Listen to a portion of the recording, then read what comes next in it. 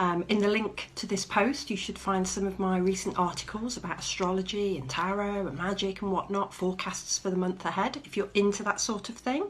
If not, this probably isn't for you.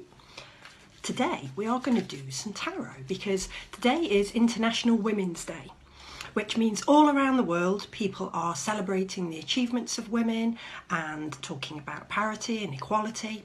So I thought we would take a bit of that theme and do a little mini tarot reading for each astrological element, looking at what achievement you should be celebrating this week. Perhaps it's something that you've sort of taken for granted, or you're sort of hiding your light under a bit of a bushel, but bring it out into the open and shine and enjoy it and celebrate your talents and strengths.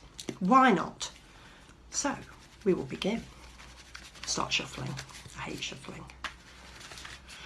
And, that one popped out. We'll start with the earth signs, which is Capricorn, Virgo and Taurus, a very competent and capable group of people. You have got the Three of Swords.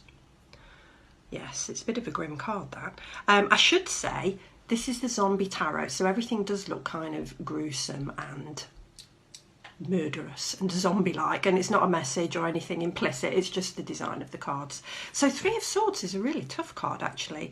It's kind of about betrayal and turmoil and pain and removing toxicity from your life.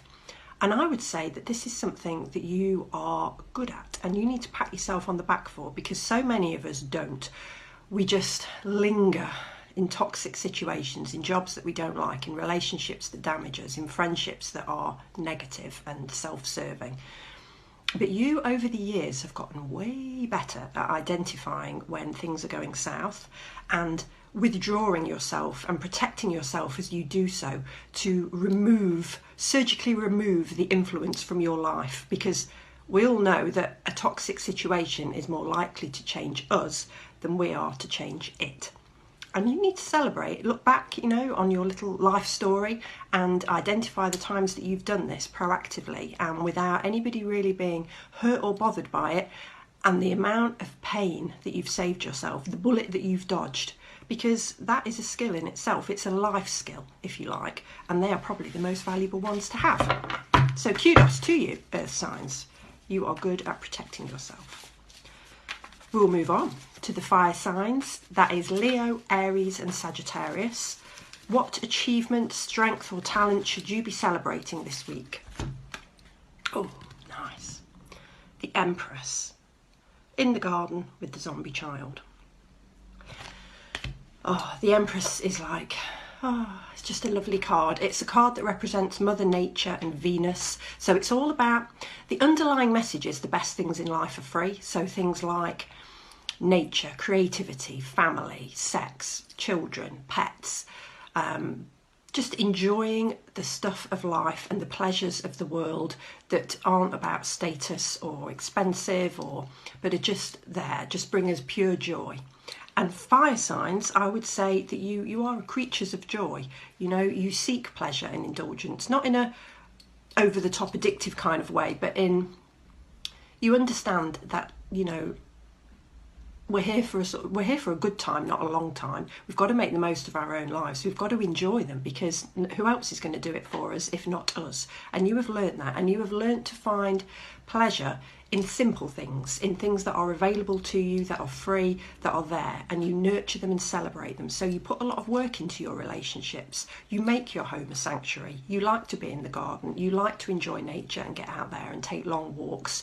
You have lots of pets and you love and adore them. You're good to children in your family, and look after them and take care of them. And all of this builds a foundation of love around you. Like this Mother Nature, Venus figure, people are drawn to your warmth, and all that love that you invest in others comes back tenfold to you, and it solidifies your reputation and your self-worth and your self-esteem. And good for you, because that's the way to live. To give generously, and the universe kind of takes that energy, transforms it into something else and brings it back. It's good karma. So we'll move on to the water signs, which is Cancer, Scorpio and Pisces. What achievement or strength should you be celebrating this week? Here we go. The Six of Swords. Here they are in a boat. They're escaping. Looks like Johnny Depp. Anyway, shouldn't bring him to anything really, although I do like him. Anyway, Six of Swords, water signs. This is a card about departing, jumping, a leap of faith, leaving something behind and moving towards something new. And maybe other people are like, oh, that's a brave move, but deep down inside you know that you're ready. And I think this plays to a strength that water signs have, that they know themselves, and they know themselves very well, more so than other signs, because they're very intuitive, self-aware, and they think through things fully and deeply, and they process stuff. They don't suppress it or bury it or ignore it. They tackle it. So they know when they're ready to move on and do things and make what look to others like a leap of faith and a bold move and a very risky, chancy kind of endeavour, but they know that they're ready and they've got the right stuff to do it and to conquer it and make a success of it. And that is another really valuable life skill, because otherwise you can end up sticking with better the devil you know and getting in a rut and just sort of sleepwalking through life almost and being done to rather than being the doer. So water signs, celebrate that facet of yourself, that you have taken bold chances, leaps of faith, and they've paid off because you knew what you were doing. And perhaps it's a little signal that maybe in the next 6 months you are preparing to do another one that may surprise everybody, but you know it's on the cards, it's coming, and you're ready. You're preparing now, although nobody knows it. Ooh, it's ominous. Air signs, last but not least, of course, Libra, Aquarius and Gemini. What strength, skill, talent have you been hiding under a bushel that needs celebration? Oh yes, I like this card. The Lawnmower Man. Six of Coins. I don't know why he's got a lawnmower. It makes absolutely no sense whatsoever. Because the card is really about good karma, about doing good for others and existing in a good karmic cycle. Altruistic, random acts of kindness, supporting others, giving advice, practical help, giving freely of your time and resources and energy, and the universe seeing all of that. You know, karma is watching and transforming it into gifts, surprises and opportunities that are delivered back to you down the line, seemingly from left field, but actually it's all that positive energy that you've put out into the world. It can't help but be transformed and come back to you, and that, air signs, is what you're good at. And people might not necessarily think that. Sometimes people think air signs are a bit chilly or detached, but you're not. You are really kind. You just don't make a big fuss about it or a big show about it, and you're not overly on the surface emotional about things. You just see what needs to be done or said or helped with, and you do it because you're just a good person.